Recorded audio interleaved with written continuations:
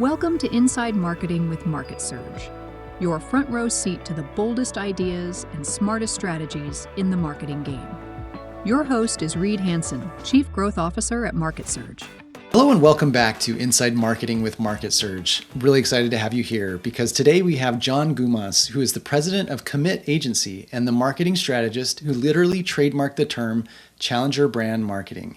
He spent decades helping brands, especially those competing against much larger players, to discover, claim, and defend positions that no one else can own. John's work goes beyond clever campaigns.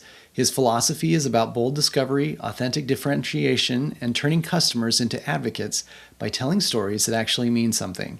He's advised financial institutions and brands in highly regulated, crowded markets, and he's the author of 2 books that give marketers practical frameworks, not just theory. John, I'm so excited to have you here on the show.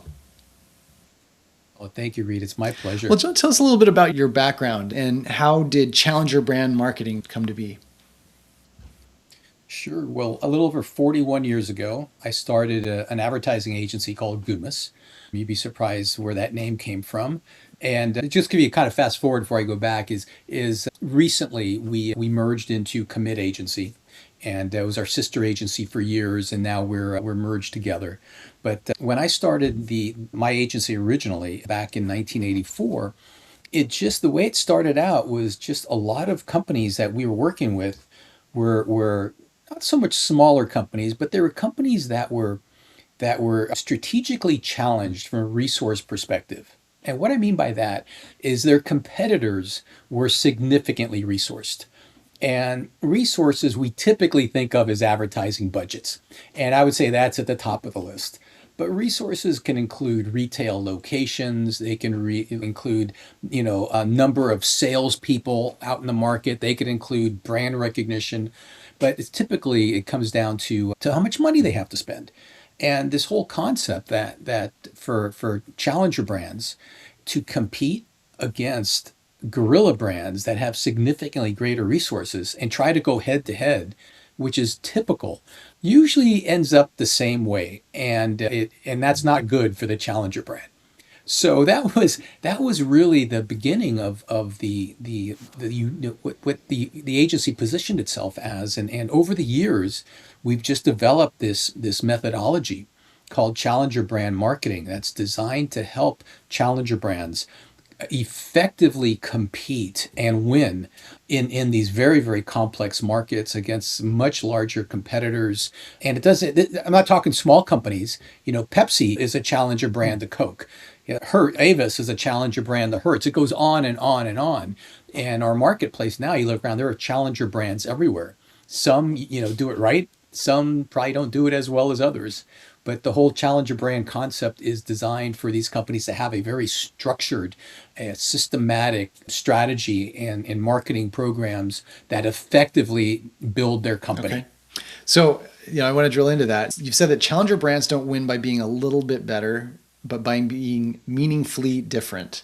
So, we've got some crowded markets today. A lot of small businesses are playing in those crowded markets. What happens? So first, I guess I don't want to jump ahead. What are some examples of a challenger brand being meaningfully different that you've worked with or helped shepherd? Yeah, so it's every challenger brand is unique.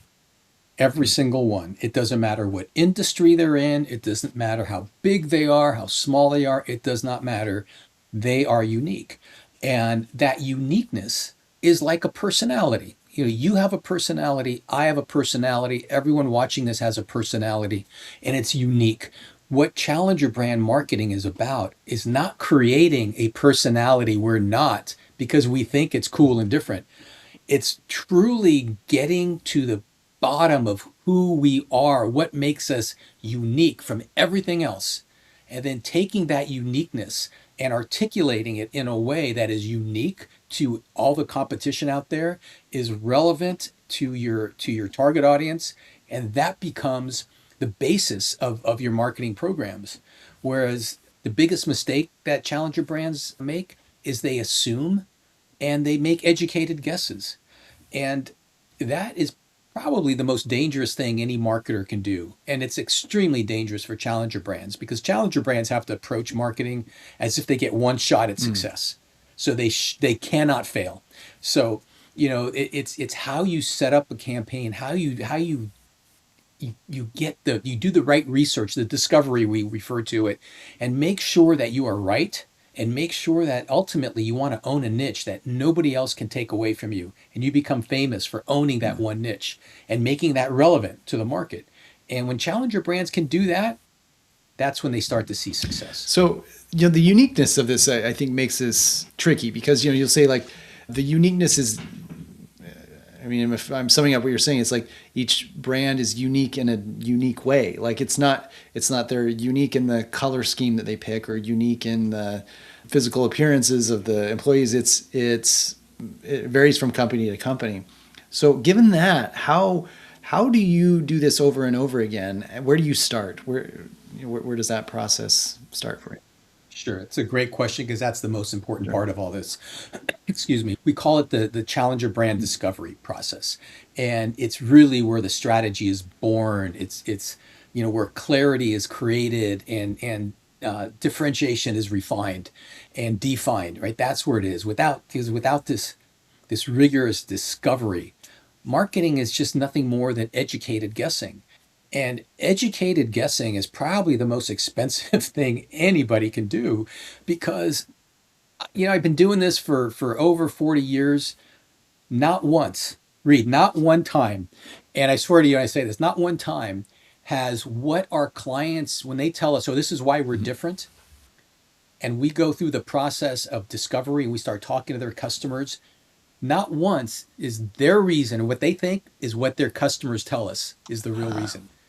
Sometimes it's a big difference, sometimes it's a tiny difference, but it always has to be perfectly aligned.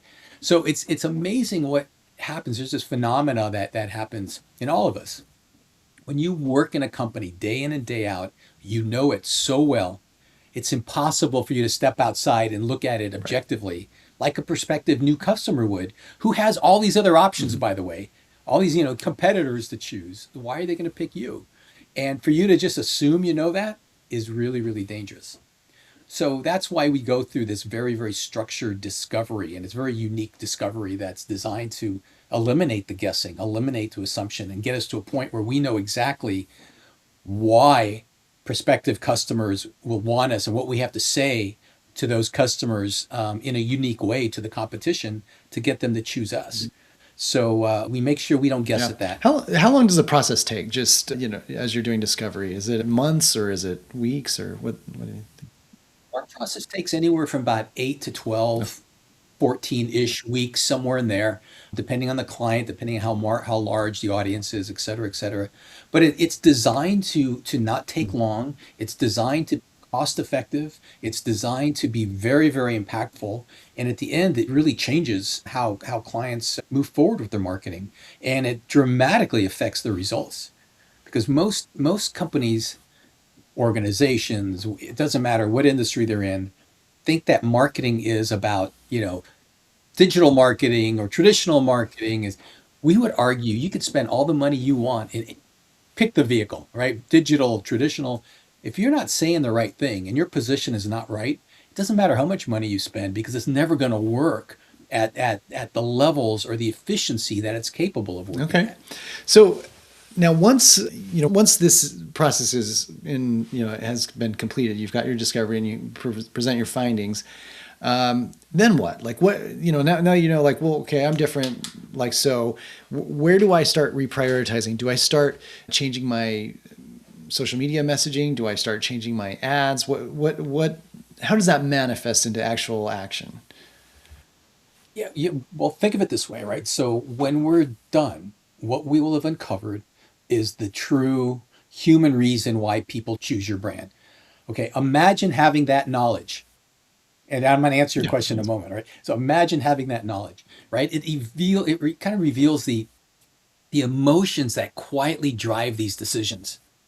Because it's about emotion, because it also exposes your customers' feelings, their fears or desires, what they believe, not what just they say. And it kind of replaces all these assumptions that you might have with insight. that you can act on with confidence, right? So that's that. When you have that, it's like having all the answers to the exam before you take the exam.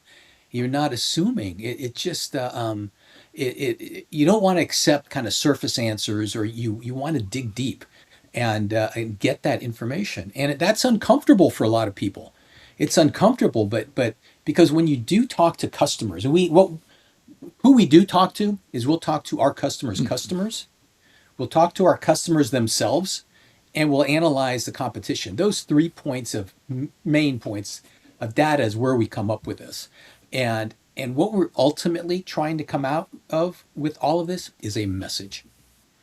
Okay, a message. What is that message that you can say, that tells people who you are, what you do, what makes you different from all the competition, and the most important part of it all, what's in it for them, your customer, what's in it for them. And, on a website, you have about 7 seconds, by the way, to get that message across, or they're leaving. And so how do you do that? And how do you make that happen? Okay. Are there any risks to taking this approach to like just positioning yourself as very different? Like, is there risk to like I don't know. I mean, you're not typically, it sounds like you're not typically a company in pole position or first place. And do they stand to lose ground further from first place doing this? No, I would argue the opposite. And you think of the gorilla, right? First Yep. place. People think of that as the total industry. But what we try to get our clients to think about is not the total industry, but think about the niche you're in. Because any challenger brand, if you can own a niche, your success will come extremely quickly. You will be very, very happy with the results. So think about owning the niche, right? Whatever that niche might be, versus the industry. And I think that's the mindset change that challenger brands need to have. And they need to have this mindset of growth ladder. And every point you're taking one step up the ladder. And if you look at it like that, each step up the ladder is a very doable, very attainable, a very realistic goal. And then after a short while, you're near the top of that ladder, and that ladder continues to go as far as you want it to go. But you're doing it in a very systematic. You're doing that growth in a very structured way, and you're doing it in with the least amount of risk as possible. But you're also doing it in a very efficient way that's fairly quick, actually, because you're taking these bite-sized steps versus these, when most companies think, I just need to spend a lot of money, I need to be everything to everyone. Where we would argue, if you're everything to everyone, you're nothing to no one. And but that's why, look at that. But again, you can't guess. It all has to be based in fact and data.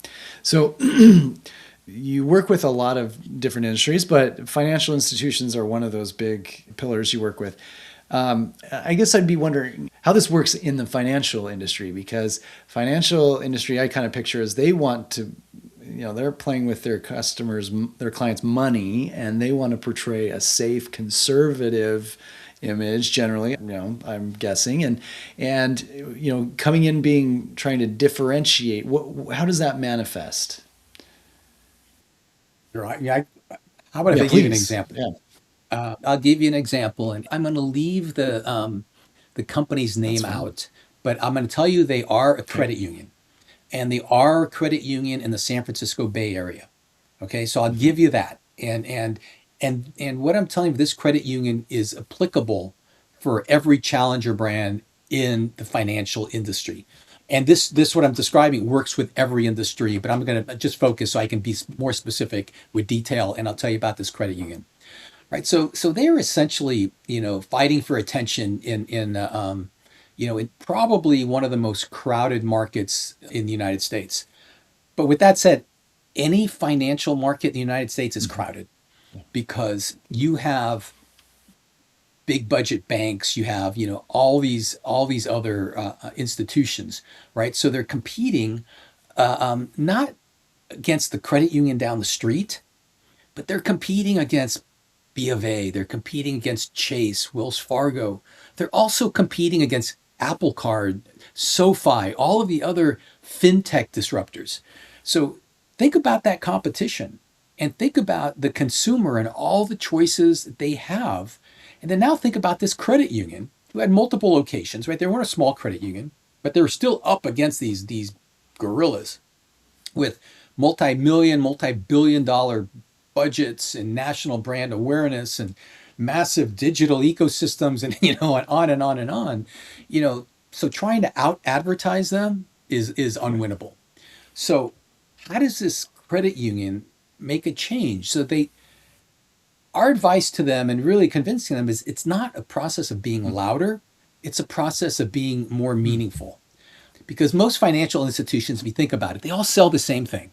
They're in a regulated industry. They all have car loans, home loans, refi, all the bank products you need.